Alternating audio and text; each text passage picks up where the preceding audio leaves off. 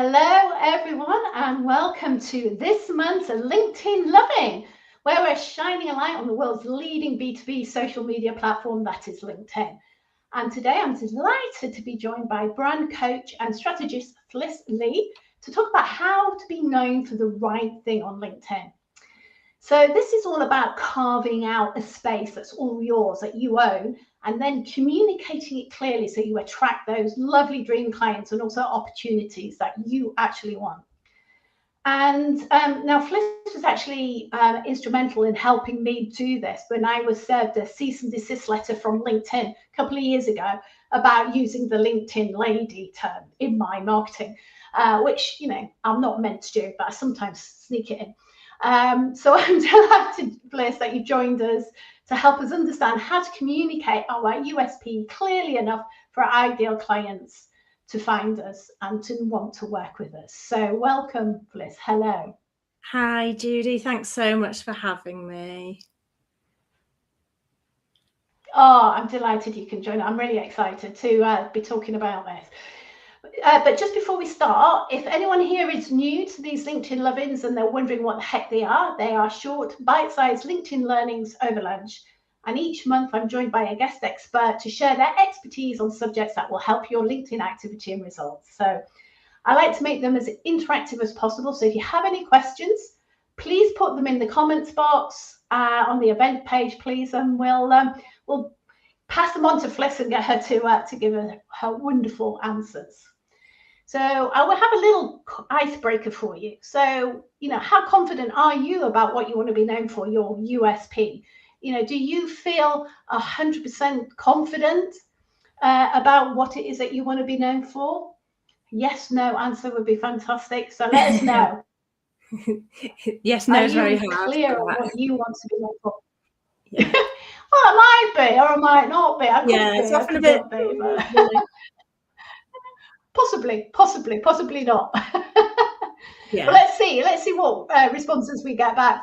Fliss, that'll be interesting. So let's get started. Enough of me waffling. Let's get to Fliss. So we're talking about being known for the right thing. So did you want to just explain what you mean by that? Yeah. Because it's we all want particular kind of work. We all have a great passion for doing something in particular, and I think it's the difference between being known for what you do and the difference. The difference is being known for what you do, as in the generic what you do, or being known for the stuff that you really want to be working. Whether it's a client type or a type of work you do. So I'll give you an example. My accountant, Tom Crompton, he's big on LinkedIn. He is an accountant for creatives. So he could just be known as an accountant, a generic accountant, but what he's known for is being an accountant for creatives. They give really good, clear, real life and easy to understand advice for creatives, because as creative types, we often switch off when it comes to finances. We don't, accountancy is really confusing, but actually being known for understanding your finances as a creative is crucial, and they really specialize in helping creatives to feel confident in their money and their accounts. So that's kind of the difference. It's he could just be known as a generic accountant, or what he's actually known for is for creatives. Yes. So that's a bit of a long-winded answer there, Judy, but I hope that I really like that, Fliss, and I get it. But I think it's more than just, I'm going to say niching to an industry, isn't it? Yeah.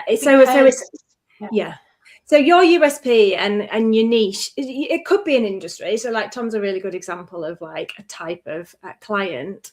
But for example, I am known for coaching and how I work. So it's not necessarily an industry. It could be how you work or what you kind of specialize in particularly. So it's not just niching's a bit of a complicated one, isn't it? Because people get a bit tied up when it comes to niching. Oh, I need to be specific to an industry. You don't. It's kind of the stuff that you really love doing, and the stuff that think about the things that you could talk hours for, about. For you, Judy, it'd be LinkedIn. The stuff that you really kind of get passionate about, the things that you want to be doing, and the things that you want people coming to you for, whether it's how you work, who you work with, multiple different things. I love that. One of the things we talked about that you really highlighted what that meant for me is you said that you work with people with creative minds. Yeah. So it's not necessarily you work with creatives. So you mentioned that you're working with a lawyer at the moment, which normally wouldn't be perceived as a creative, but they have a creative mind. For me, my thing is it's kind of how I work and who I work with, but it's more how their minds work, and that links to how I work. So creatives, creative minds, creative thinkers, we perhaps want to work in a slightly different way. Standard linear advice doesn't always work because we like to explore different things. And the way I work as a coach helps me to support people to explore their own way of doing things, which really works well for creative minds. And so that's whether it's doesn't have to be a creative person, a creative industry person. It can be, so many people have creative minds. And I think that for me is key, because I always thought it was about being something for a particular industry. Yeah. And it's not just defining it by industry. It's defining it in different ways, like how you do something. So you could have a special branded way of doing something, or you work with people with a certain type. And I think that's really important.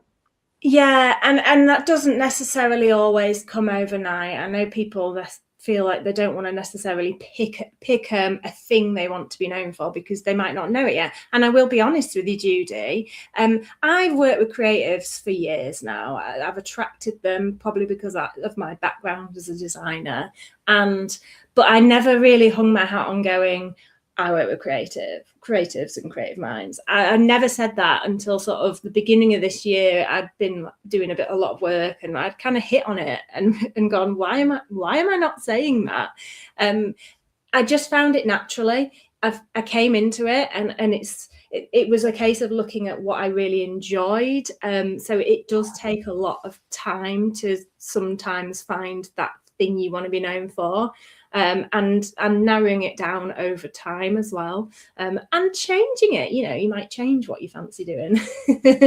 As I said, I used to be a designer, and then found a new thing. So sometimes it can be you have to go back and revisit things a little bit. Yeah. I'm also having a little chuckle here, Fliss, because our sort of question that we said, how confident are you that if you're what you want to be known for, and you said quite rightly, I'm not sure if it is a yes or no answer, and actually you're right, because we've got not fully some Amy, another person 50-50. Warwick is 8 out of 10, 80% confident, which is great. Yeah. So there is a lot of partlys and things like that. So I thought that was quite interesting. You're right, it wasn't a yes no question. So thank you for everybody for replying to that question. Okay, so now we know what we mean by the right thing. Why is it important? Why is it? What's the benefit of actually knowing what that thing we want to be known for is?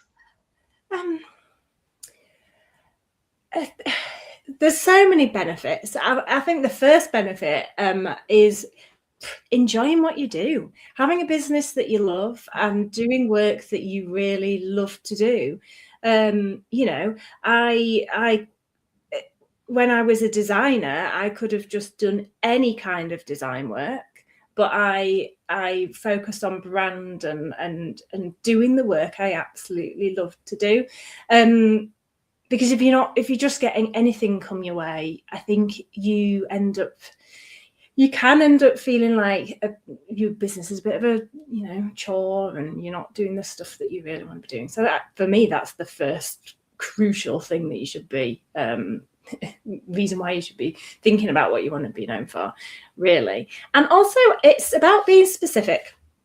For me, when you hone in on how to talk about what you really want to be known for, being found for the right thing is what the title of this chat is all about. That's precisely it. It's about people knowing what you do and coming to you for you. So yeah, being specific. It's got so many benefits, being specific. It really has. Yeah, that clarity of what you want to be known for. Exactly. So in your experience then, because obviously you work with people to help them, because this is what you did with me, how do I articulate what I want to be known for and what I do now? I can't actually go in and say the LinkedIn lady as such. Why is it people struggle to actually articulate what they want to be known for? What is it? Because I think for me, if it's because I'm so in my business, I couldn't see the wood for the trees, as it were. Yeah. That is a huge thing. I get support on my own brand work because you're such an expert at what you do that you want to tell people everything, and often telling people everything just bamboozles people, doesn't it? and often we actually just need to be really clear and say a few things, but in a way that relates to your audience. So yes, we are all very close to our business, and that can be a bit, we hold everything in our head, which is a lot sometimes.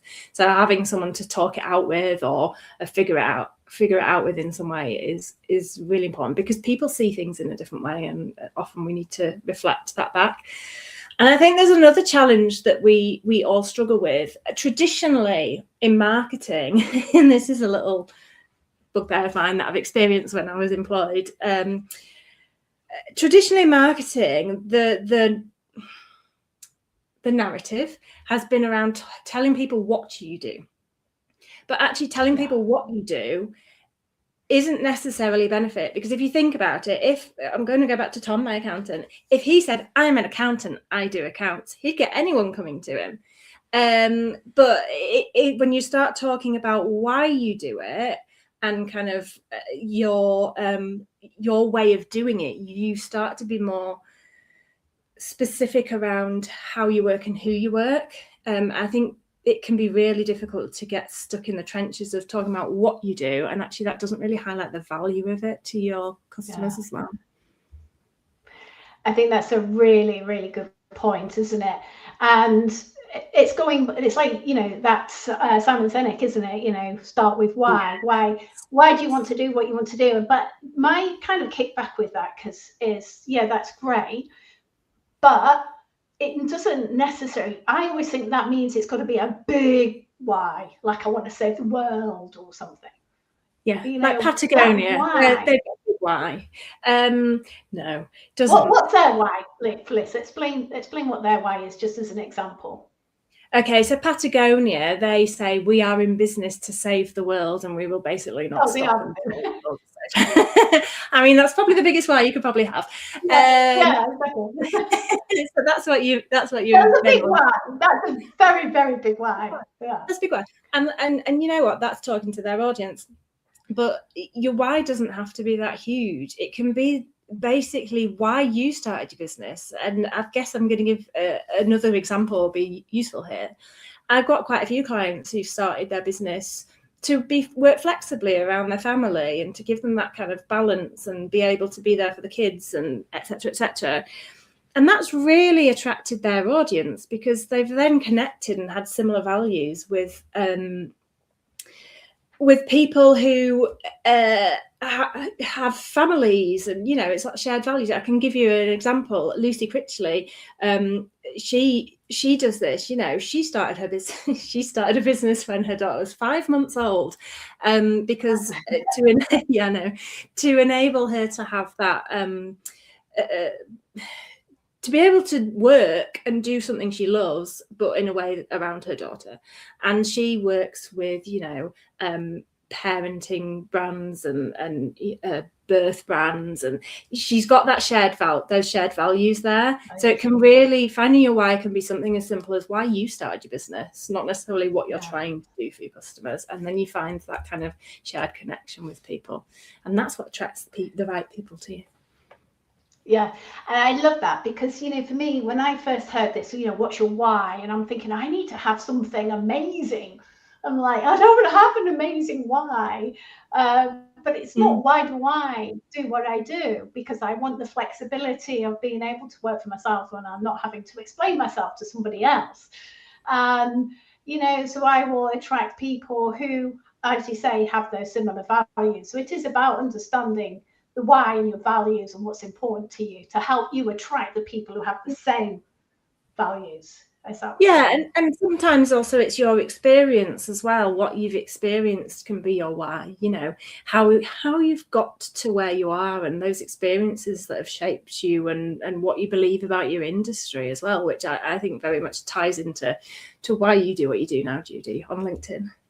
Yeah, I think that's so important. It's your story, isn't it? I do talk about people when I speak to people. I ask them, so why do you do what you do? What's the story? You know, there's got to be a reason. Like for you, Phyllis, why do you do what you do? How did you start? You didn't just wake up one day and, I'm going to be a brand strategist. You know, there'll be a reason behind it, isn't there, as to why you do what you do? Yeah, I mean, my reason is I was a designer, and I loved understanding why we were doing things and communicating to people about kind of what the purpose of the design was. And over my career, I've kind of fell into the more strategic side, and it took quite a while. And then I started coaching by people came to me and said, I want to do my marketing, but I don't know what my message is. So I helped them pull it out of their head, and actually that's when things really clicked into place for me. Things that didn't make sense in my career, because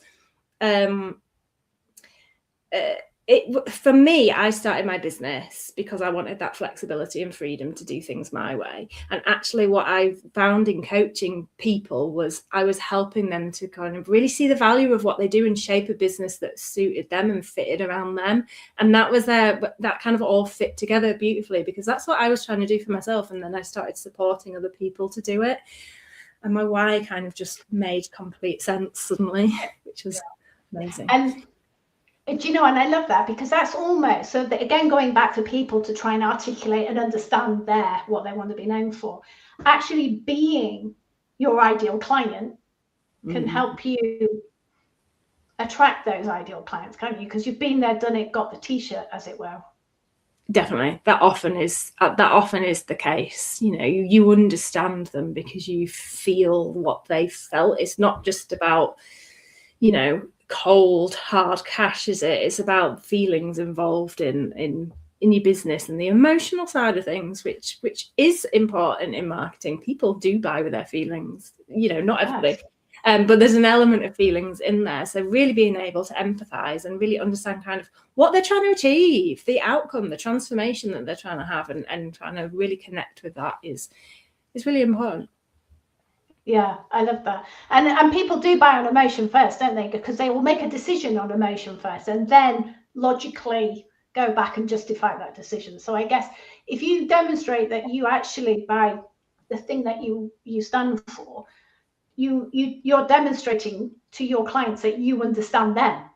Yeah. And they can go, oh, this person understands me and stuff. So yeah, and I think when you're really passionate about something, you naturally talk about, you've naturally got ideas of things to talk about because you really know what you're talking about and why you're talking about it. And it helps you to have that kind of consistent, coherent message, and for people to come to you for that thing that you're always talking about.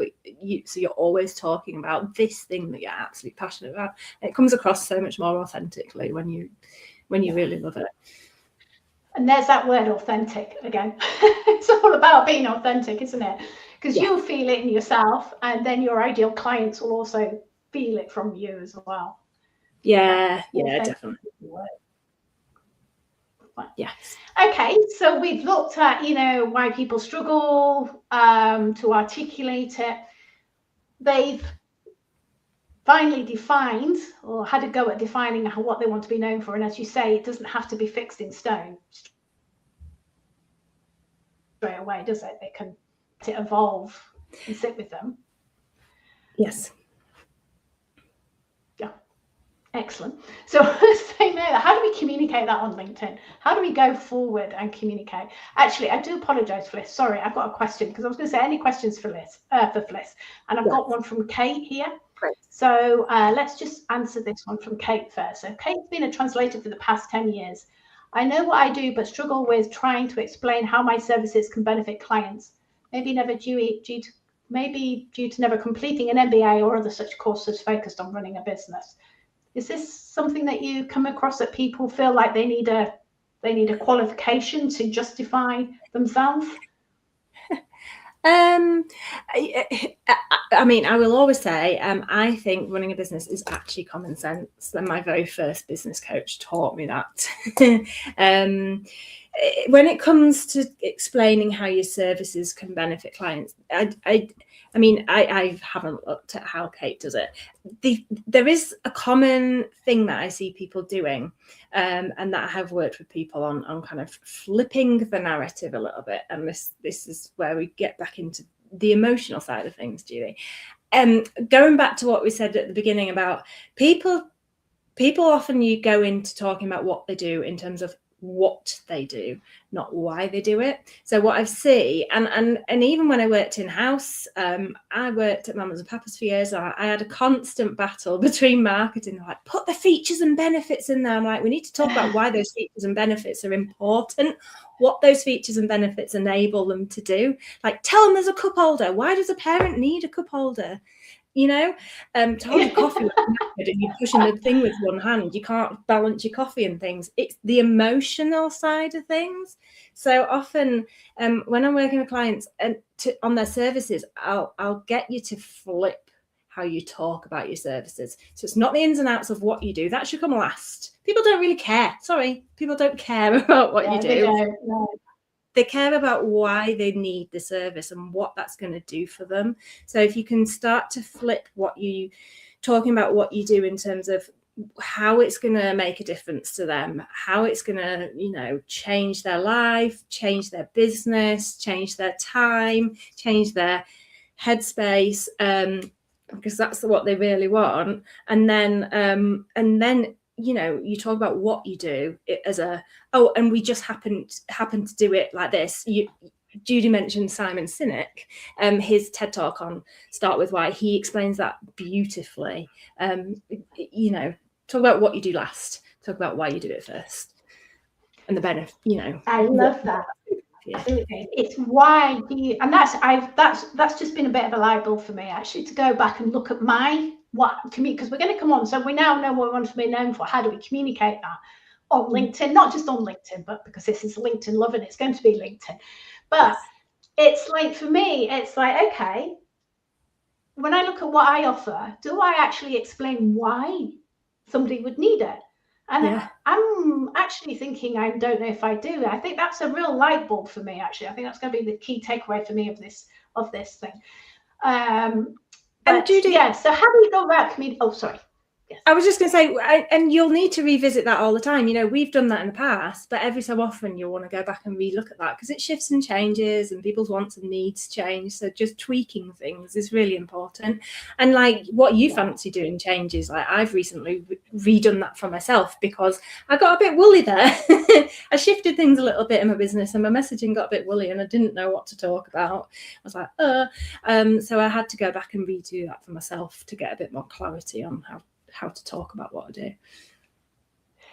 That is so interesting, exactly, isn't it? And I think this goes back to, don't worry about it being perfect because it can evolve and change and adapt. Just, it's about, if you think about the why, somebody would need just when we say talk about the why, but this is, for me, the light bulb is why someone would need that service. That for me. So why does somebody want this? Why does somebody want LinkedIn training?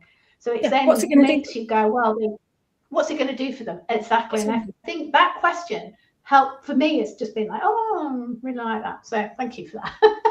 Yes. Right. So how do we go about communicating it once we've done it, our thing, once we know what we want to be known for? Yeah. So I guess there's first of all, if you're struggling with your why, that there's that age old, when I feel like a petulant child a lot when I'm working with my clients, because I'm always going, but why? And the people who've worked with me will have like a sly grin on their face because we're like, oh, this is what saying why again. But you want to constantly be asking yourself why or so what until you kind of get to the crux of the matter, and then once you've got to that crux of the matter, it's like, how on earth do I communicate that? And I always think that you want to try and get to 3 to 4 themes, because then basically, if you can be talking about the same thing coherently, constantly, that's what people know you for. And I always like to say, if you're boring yourself with your content, I don't mean boring yourself that your content's boring. It's more that you feel like you're constantly saying the same thing over and over and over and over and over again. You kind of got onto the right lines, because you're repeating the same things all the time, and they should be the things you really want to be known for. So you want to kind of try and get to 3 themes, and there's a few ways you can get to those 3 themes. I love to do a bit of a brain dump around your why. What are all the things you can be talking about with that?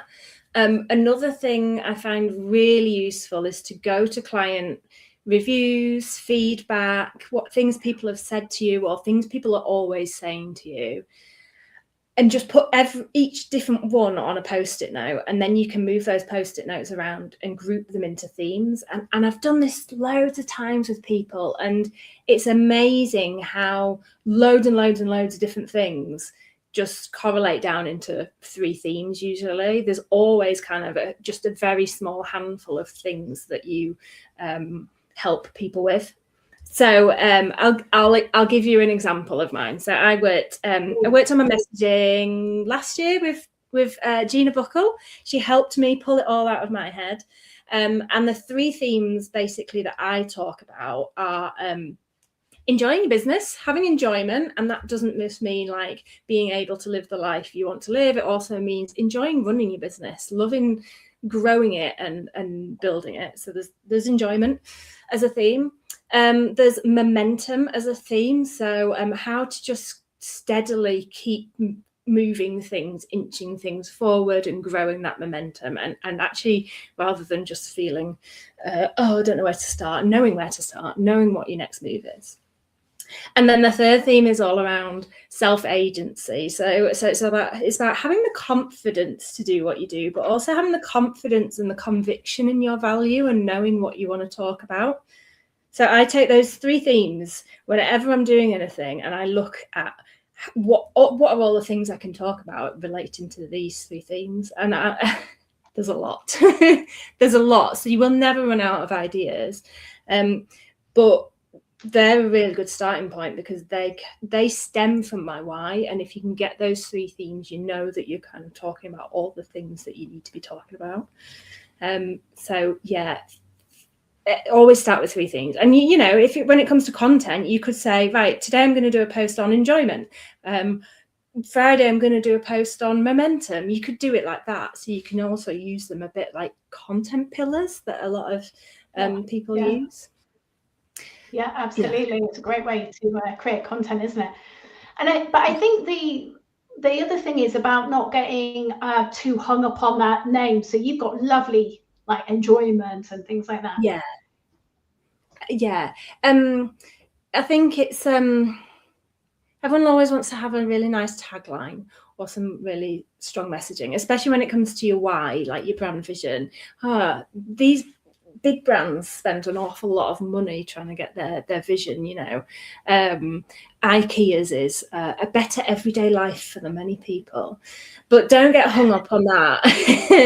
I always say, as long as you know the essence of what you're trying to do and what you want to be known for, you will have ideas, and over time it will come. I didn't find the right wording for my own vision for quite a few years, and I got help from my friend Gemma, who's a copywriter, and she knows my business inside out too, and it took us a good couple of years probably to hit on the exact wording. So it doesn't matter that you've not got these beautiful taglines. You can still create content and talk about so many different things that are exactly what you want to be known for without having perfect taglines.